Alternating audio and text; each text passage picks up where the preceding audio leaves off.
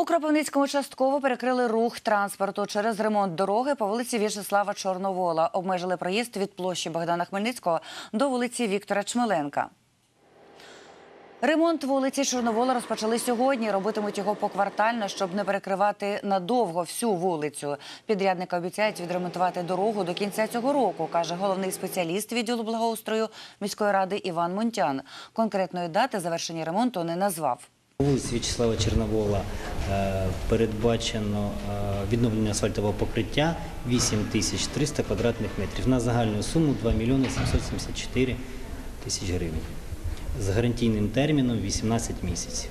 Перекриття руху планується з погодження з Національною поліцією, поквартально, якимсь чином буде согласована і надана інформація в засоби масової інформації.